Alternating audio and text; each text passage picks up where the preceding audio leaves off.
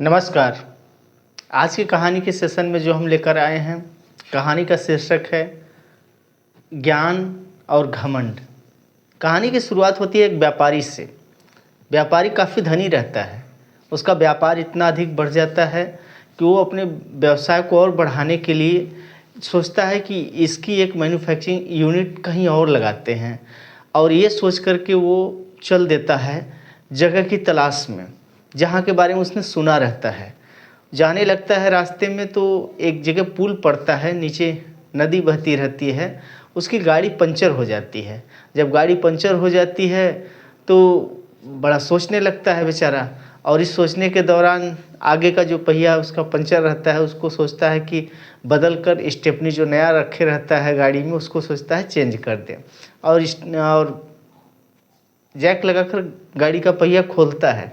खोलने के दौरान जो उसका 4 नट बोल्ट रहता है पुल पर ही रख देता है, और रख करके अगला जो है कि पहिया उसमें से चेंज करता है। जब लगा देता है तो सोचता है जो नट बोल्ट रखा रहता है उसको उठा करके सोचता है कस दे, और आनन फानन में जब उसको हाथ लगाता है तो हाथ से स्लिप कर जाता है और वो नदी में गिर जाता है।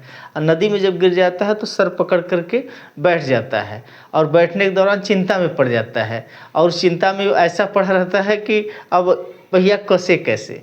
और उधर से एक चरवाहा जा रहा था जो मवेशी रहती हैं उसको हकाते हुए लेकर जाता है, और जाने के दौरान जब देखता है कि वो आदमी जो व्यापारी रहता है बड़ा चिंता में पड़ा रहता है सर पकड़ के, तो वो चरवाहा पूछता है कि क्या भाई, क्या बात है, आप अकेले यहाँ बड़ा परेशान दिख रहे हैं। तो व्यापारी उसकी तरफ देखता है लेकिन कुछ कहता नहीं है। वो मारे चिढ़ के मारे बैठा रहता है, चिंता के मारे, तो कुछ बोलता नहीं। तो फिर चरवाहा पूछता है कि भाई बात क्या है, आप इतना चिंता में क्यों यहाँ बैठे हुए हैं। तो व्यापारी बताता है ऐसी ऐसी बात हुई, मेरा जो नट बोल्ट था कसने वाला पहिया वो नदी में गिर गया। तो चरवाहा कहता है अरे बस इतनी सी बात है, 3 पहिया में तो सब चारों नट बोल्ट कसे हैं ना, तीनों में से एक एक ठो निकाल लीजिए नट, और इसमें 3 पर कस लीजिए और आगे निकल जाइए जहाँ जाना है, फिर जाकर कहीं आगे सही करवा लीजिएगा। अब उस चरवाहे की बात सुन करके व्यापारी स्तब्ध रह जाता है कि एक चरवाहे ने मुझे इतना बढ़िया आइडिया दे दिया, और यही करके वो गाड़ी आगे लेकर चला जाता है। आगे जब जाता है वहाँ जाने के बाद गाड़ी खड़ी करता है, और जहाँ उसको ज़मीन अपना प्लाट देखना था कंपनी डालने के लिए, वहाँ जाने के लिए नदी का एक रहती है और उस पर नैया चलता है। वो नैया का सहारा लेता है नाव का, और उस पार जाने के लिए जब नाव पर बैठता है तो नाविक से पूछता है कि तुमने ज़िंदगी में क्या किया। तो नाविक बोला कि साहब हम अपना तो यही नाव ही हमारे जीविकोपार्जन का साधन है, यही चलाता हूँ, जो खर्च मिलता है इसी से घर गृहस्थी चलाता हूँ। तो उस व्यापारी ने कहा तुम इतना उम्र हो गया तुम्हारा, अभी तक तुमने दुनिया नहीं देखी, तुमने कुछ नया नहीं किया, और तुम सारी ज़िंदगी इसी नाव पर ही बिता दिए। वो आदमी बेचारा कुछ बोलता नहीं है, बड़े चिंता में पड़ जाता है नाविक।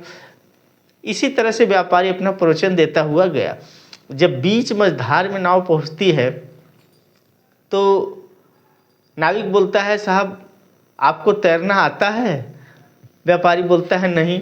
तो नाविक बोलता है कि आपने ज़िंदगी में क्या किया, आपको तैरना नहीं आता, विपत्ति में अगर नाव डगमगा गई तो आप कैसे तैरेंगे, मैं तो अब जा रहा हूँ, आप अब उस पार जाइए।